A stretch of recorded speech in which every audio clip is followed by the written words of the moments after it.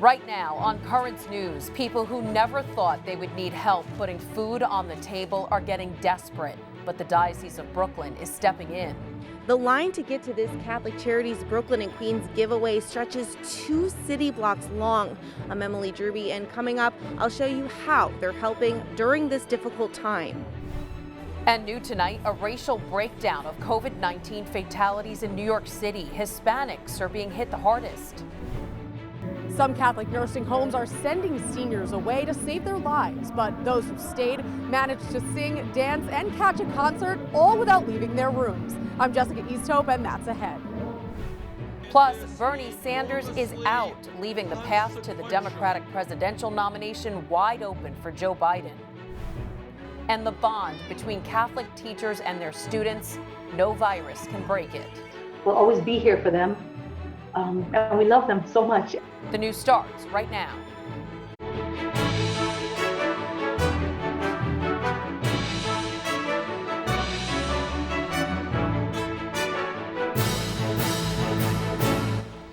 Good evening, I'm Christine Persichetti. Caring Catholics in the Diocese of Brooklyn are working hard tonight so that people have enough to eat. The need is great and the lines are long. Currents News' Emily Druby has the story from Corona, Queens. Please wait right here. Heroes risking so much to serve the community. Catholic Charities Brooklyn and Queens handing out food in Corona, Queens, an area hit hard by COVID-19. Filling a need, one that's changed with the coronavirus crisis, as millions of Americans have found themselves unemployed for the first time. Our mission is to reach out to the most vulnerable. And people who may not have been vulnerable before are finding right now that that is the case. The nonprofit usually gives out 83,000 meals a month at their 20 parish-based food pantries. That number jumped by 20% last week. Their Hot Meals for Seniors program has also soared from 5,000 meals a week to 8,000. Happy birthday to Richard Slizeski was one of the Catholic Charities Brooklyn and Queens heroes on the front lines today, providing musical timing for a hand-washing demonstration. It's a privilege to be able to serve in this. It's a challenge, as you see. When we do it, we always have masks, gloves. We are always washing our hands. Each of the 750 bags of groceries handed out can feed a family of 3 for 3 days. Richard says throughout this entire coronavirus crisis, they will continue to hold events like this in Brooklyn and in Queens because it's what they do best. Help people. In Corona, Queens, Emily Druby, Currents News. The death grip on New York is not loosening tonight. The state is recording its highest single-day virus toll since the outbreak started. 779 more people have passed away. That brings the state's overall total to 6,298. There are now over 142,000 confirmed cases in the state, and of that number, almost 79,000 are in the city. And the city's mass transit system is staggering under the impact of the pandemic. At least 41 transit workers have died from the disease, and more than 6,000 have fallen sick or are self-quarantined. Because of this, there have been subway delays and cancellations, and the average wait time for a train, usually 4 minutes, is now 40 minutes. And when it comes to coronavirus deaths, Mayor Bill de Blasio says there are clear inequalities. Certain communities here in the city and across the country are being affected more than others. The COVID-19 pandemic still has a tight grip on the U.S., infecting people in all 50 states. But some Americans are more susceptible to the virus, showing a racial disparity among COVID-19 deaths. Mayor Bill de Blasio released the numbers this morning showing Hispanics here in New York City have been hardest hit, with 34% of deaths. 28% of those who died were black, 27% white. And the same kind of results are being found across the country, with African Americans dying in large numbers. It's showing up very strongly in our data on the African American community, and we're doing everything in our power to address this challenge. It's a tremendous challenge. It's terrible. In Michigan, 14% of the population is black, but they make up 41% of coronavirus deaths. Over in Illinois, 15% of the population is African American or black, but they account for 42% of deaths. Louisiana is 32% black, but they have seen about 70% of the deaths in that state. When you look at the predisposing conditions that lead to a bad outcome with coronavirus, the things that get people into ICUs, that require intubation and often lead to death, they are just those very comorbidities that are unfortunately disproportionately prevalent in the African American population. Among the victims, Jason Hargrove, a bus driver from Michigan who got sick 4 days after posting this video clip on Facebook. We out here as public workers doing our job, trying to make an honest living to take care of our family. The 50-year-old died last week from COVID-19. The federal government hasn't counted coronavirus deaths by race, but the Surgeon General and the American Medical Association are suggesting this should be done. Stay with us. Janice Aris is moments away. She's the executive director of Brooklyn's Mercy Home and will tell us about another community that struggled to cope with the new coronavirus culture, those with autism. That's still ahead in this newscast. A prominent biotech company believes it has now identified an ideal coronavirus vaccine. Novavax announced this morning that the company is set to launch the first clinical human trial of the vaccine in mid-May. In preclinical animal trials, the candidate reportedly proved its ability to produce high levels of antibodies against the virus. A crew member on board the hospital ship docked in New York Harbor has tested positive for the virus and is being isolated from other members and patients. Navy officials on board have said the positive case will have no impact on the ship's mission or its ability to receive further patients. Earlier this week, President Trump said the USNS Comfort will soon become a coronavirus treatment facility. Over now to China. There's a sense of normalcy returning to the place where the virus first took its toll. Wuhan has begun easing its lockdown. Today is the first full day people are allowed to leave the city as trains and airports are resuming services. Local authorities are expecting more than 55,000 people to leave the city before Thursday. Wuhan's quarantine lasted 76 days. Experts are being cautious about the possibility of a second outbreak.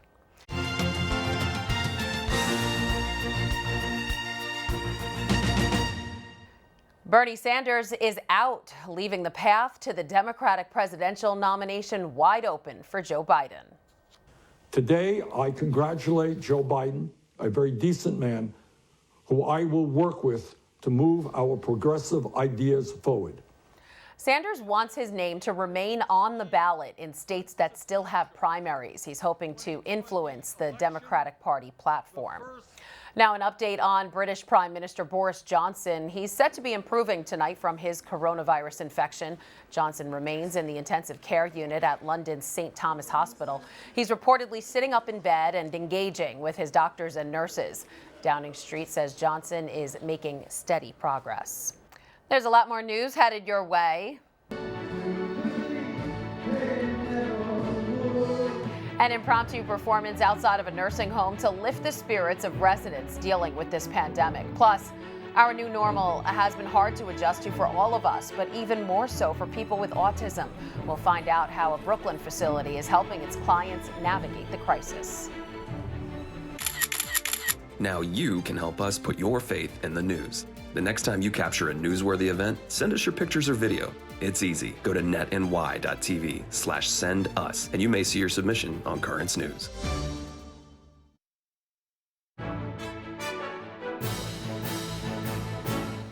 Seniors living in nursing homes are facing big risks because of the virus outbreak. On Staten Island, a home run by ArchCare of the New York Archdiocese is taking special precautions to keep their residents safe. And while everyone at the facility is getting the new plans up and running, a Good Samaritan stopped by to provide a big lift. Currents News' Jessica Easthope reports from Old Town on Staten Island with the story. Jessica.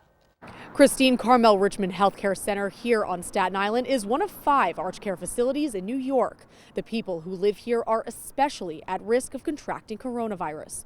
But during these frightening and uncertain times, there was a moment of joy. Russ Martone came to the rescue Tuesday. He's a regular performer at Carmel Richmond, and since he can't go inside, he decided to take his act outdoors. So I'll try to get them all in the windows. We'll open the windows. They'll be waving at you. You wave at them. And it was really fun. I didn't get to see them all because of the glare, but I felt them. I really did. Russ entertained from the parking lot with some old classics as residents waved to him and danced in front of their windows.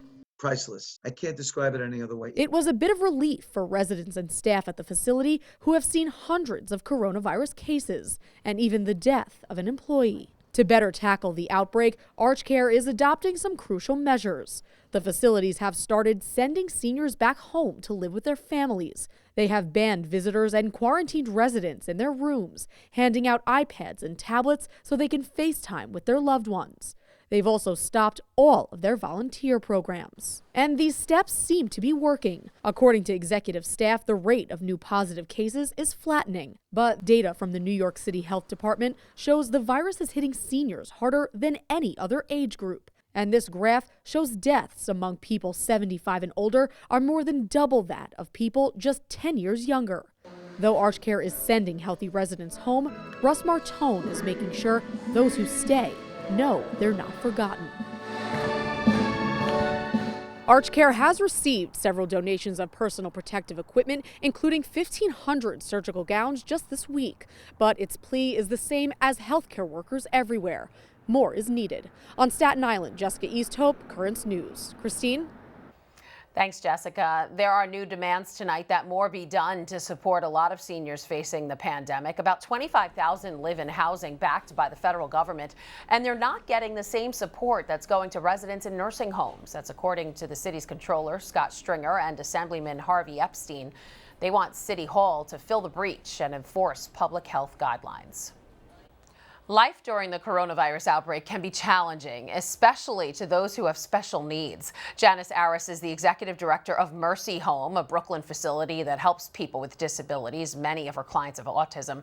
She joins us now to explain how they've been handling the outbreak. And Janice, there are so many things about this virus that can be hard for anyone to understand. The symptoms, social distancing, having to wear face masks and gloves, staying home not to spread it. How have you been explaining all of this to those you help at Mercy Home? Well, at Mercy Home, we provide services to individuals with intellectual and developmental disabilities. And this has been difficultly hard for our individuals that we support because they have a natural inability to social distance. They don't understand. They desire support, perhaps a touch to keep them inspired and comforted. And so also many of our individuals have secondary or compromised health systems, such as diabetes, high blood pressure, and other issues. And so it becomes more difficult. But I think more importantly is to make sure that they know that they are cared for and supported. Additionally, our staff who support our staff, our individuals, our children, our men and our women, they have their own fears and anxieties around this pandemic as well. So combined, the anxiety levels here are really high, but we're working really hard to provide the ongoing support and comfort that all of us individuals need. All right, and people who are on the autism spectrum, they rely on their routines to get through the day, and all of our routines have been disrupted because of this pandemic. What kind of effect has it had on those with autism? Well, yes. Individuals with autism, they rely on structure, routine. And so this has uprooted that structure and that routine. But we here at Mercy Home have tried to step in and maintain some sense of order. Our therapists are providing services via Zoom. They're creating music applications, art therapy applications, even some drama activity back and forth through, electronic video conferencing. We've had to expend a lot more of our budget in securing those items, getting them out to the families. And we've also been able to continue with the mindfulness programs for the caretakers, because mindfulness was a way for them to identify their own stress. And now this is a much more stressful environment. And so those services are ongoing. We're video conferencing with the parents and giving them deep breathing exercises, some yoga exercises. So we're trying to support them and keep routine as usual to the best of our ability. That's great. And have any of the people you help or work with been exposed to the virus? And what is Mercy Home's plan if someone is exposed? Yes, it is unfortunate. We have roughly 3% of our population impacted with the virus, roughly 9% of the staff that support them. So it has been a great impact to us. But fortunately, the staff, the families, we rally together. We're doing our very best. I think the one obstacle that we continue to have, and I think many individuals in New York City, is the procurement of personal protective equipment. We've had some great people step up and help us, but the burn rate for these items are difficult. And when we've had to isolate one of our community homes, that's been very difficult. Fortunately, many of our homes have backyards and they're able to go out, but it is difficult. And we just want to make sure that everyone feels safe and know that we at Mercy Home are supporting them. But if we could get more personal protective equipment, that would be ideal. All right, last thing really quickly. Are you worried about how going into quarantine will affect people's progress in learning valuable life skills? Of course, any interruption to their daily activities may impact that. But this is a reality.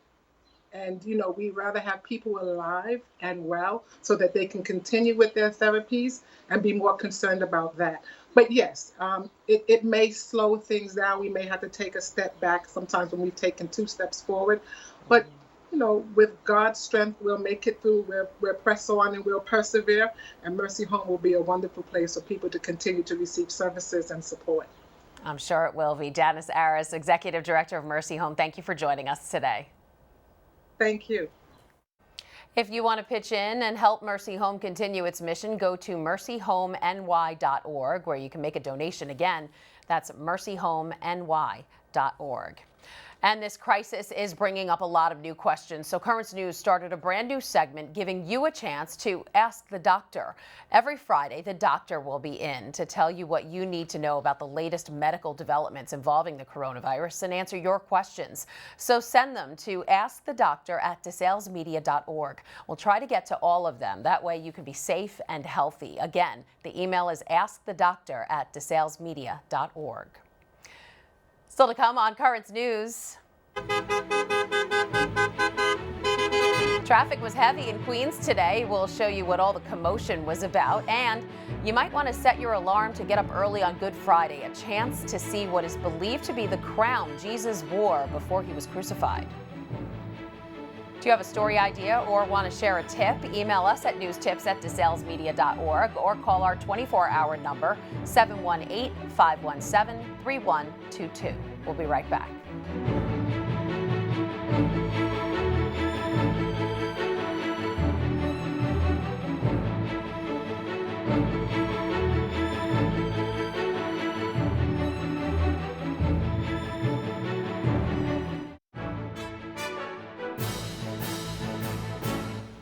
They made some noise and showed their love from a distance. Catholic school teachers hopped in their cars and joined a parade to see their students before Easter break. Currents News' Jessica Easthope brings us to the parade in Corona. A drive-by Easter parade. This is how these teachers are staying close to their students at a time when they can't be together in person. It's just to bring happiness, and of course it's Easter. Easter's on Sundays, so it's to bring everything together, and we're very family oriented. So for us, it was very important that we do this for the kids. 10 teachers from Our Lady of Sorrows Catholic Academy, including Principal Dr. Christina Tancredi Cruz, made 29 stops Wednesday at the homes and apartment buildings where their students live and now learn, as online education has replaced a classroom.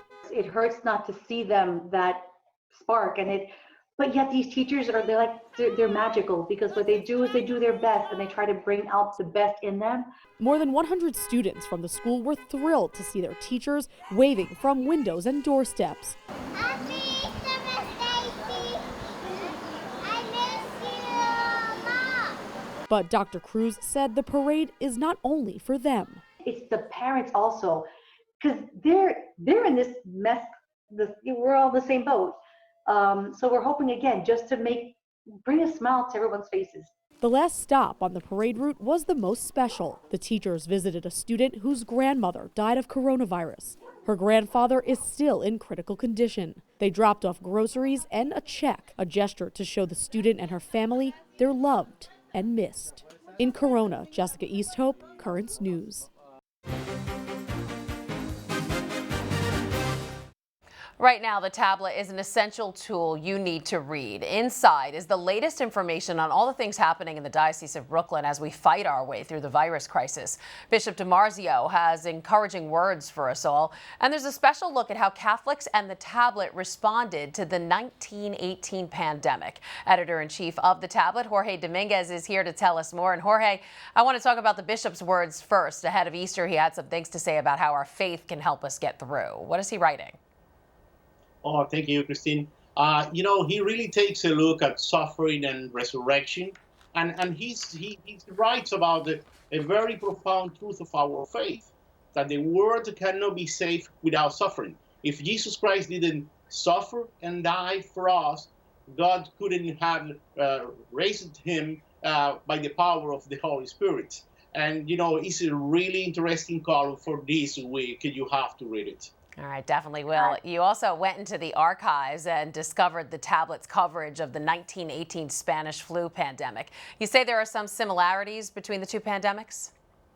Well, this week is the 112th anniversary of the first issue of the tablet, by the way. And back then, in 1918, and today we have some similarities. Back then, we were mourning the death of several priests in our diocese, and they got sick and died in a pretty short time, like now. And on the other hand, religious were in the front lines fighting against the crisis, like they are today. Back then in Brooklyn, the churches were not closed. This time, Bishop DiMarzio wanted to keep them open, but we know better about the disease and finally decided to close it. But I mean, it's an article full of information. You really have to read it. That's fascinating. Jorge Dominguez, editor-in-chief of the tablet. Thanks for joining us today. Thank you for having me, Christine. Now is the time for you to subscribe to the tablet, a great way to stay informed about the impact of the virus in the Brooklyn Diocese. There's another big benefit to subscribing. The paper comes directly to your mailbox, and you'll save up to 55% by having it delivered to your home. Go to the website, thetablet.org/home55, or call 877-883-8356. Holy Week around the world is being celebrated differently this year. All services will be streamed live, including within the Diocese of Brooklyn. Here's the schedule to be aired on Net TV tomorrow. The live Mass of the Lord's Supper will be on at 8 p.m. The English liturgy will include readings in Spanish and Creole. Net TV is New York's Catholic station, and you can find it on Verizon's Fios Channel 48, on Optimum's Channel 30, and on Spectrum's Channel 97. The Mass schedule is online at netny.tv. And finally tonight, one of its most prized relics will be returned to Notre-Dame Cathedral on Good Friday, and you have a chance to see it. The Crown of Thorns, believed to be the one placed on Jesus' head before his crucifixion, will be on display at the cathedral nearly 1 year since fire tore through it. The relic was saved that day thanks to the quick actions of firefighters and priests. It's traditionally on display every Friday during Lent. This year, it will return for an hour of veneration, which will be live streamed on Good Friday at 11:30 a.m. Paris time, which is 5:30 a.m. New York time. And that is Currents News. I'm Christine Persichetti. Thank you for joining us, because we are putting your faith in the news. Good night and God bless.